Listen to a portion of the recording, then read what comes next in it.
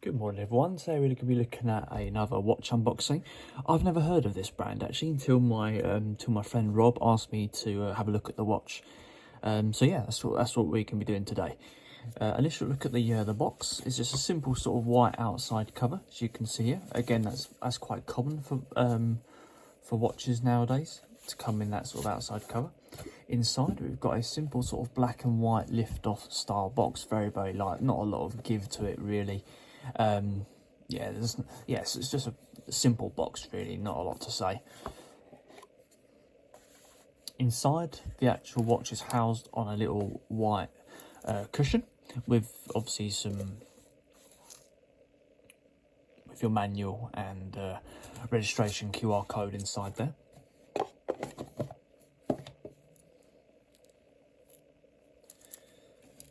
So bring that torch a little bit closer.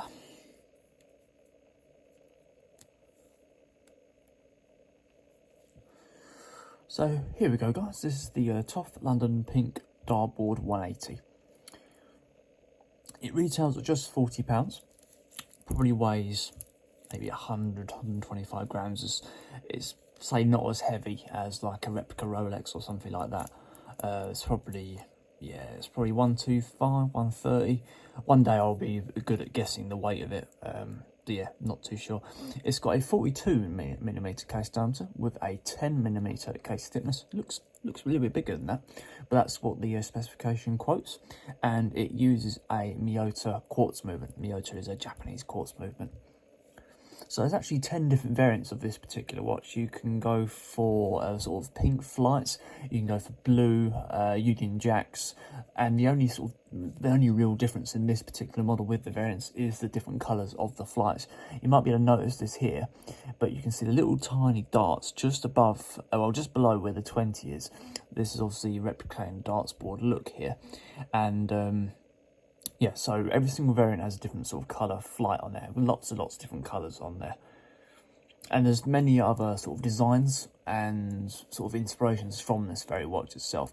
So speaking of the dial, it's obviously a dartboard look dial with the consistent dartboard number system around the outside there. And fully luminous hands, and yeah, and luminous seconds hand as well. Inside the actual face of the watch, it's just a plain sort of mirror finish inside there. There's no sort of indentation from that mirror effect. It's just the mirror stainless steel interior ring. It gives the watch a bit more sort of depth actually. I think it makes that dartboard stand out a bit more nicer, because as with a dartboard you have that sort of number ring, and sometimes you have the outer ring. Makes it look a little bit more like that, which is quite a good sort of effect really. Despite the fact it doesn't feel as expensive as you might think, it does give you a nice decent bit of effect there. It's quite a nice stylish watch, to be fair. Coming out to the bezel, we've got sort of a black Submariner style bezel with a unidirectional clicker. There's a little bit of play when you turn it back the opposite way. But it probably sits in terms of the average quality. Doesn't feel cheap, doesn't feel expensive. The clicker does sound a little bit cheap as well, but it's again, it probably sits on the average side. That bezel's got a bit more sort of like a fluted sort of outer tip here, with the it's got that sort of Submariner feel to it, really very similar. So with this watch you also get a free atmospheric waterproofness, so I wouldn't wear it in the bath, and mineral glass going over the top of the actual watch. So let's come around to the side. We've got a polished finish on the outside here with a bit of crown protection holding in that tinted blue crown in place in there. No sort of markings on the opposite side. Some brands have, like Invicta does, they have an Invicta print on the side there. Let's have a little look at the crown and the quality of that.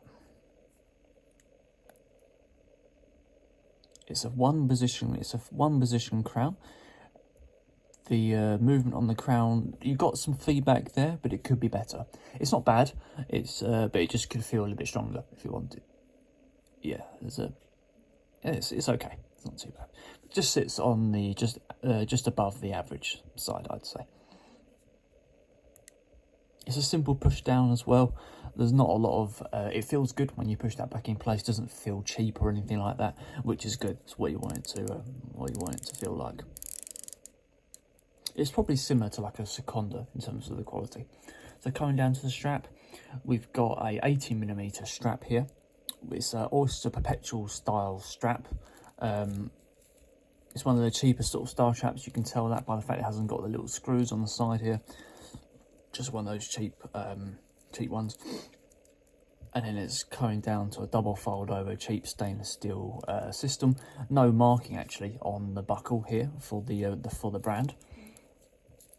Speaking of the brand, it's I think they've been in operation about 50 years. This is they hand assemble their watches, and they focus on trying to offer unique, fully custom sort of dials as well.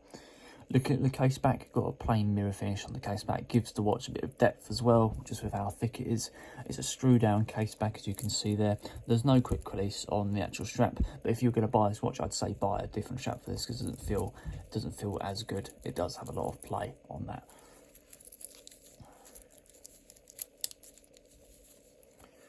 So there we go guys, that is the Toff London Pink Dartboard 180.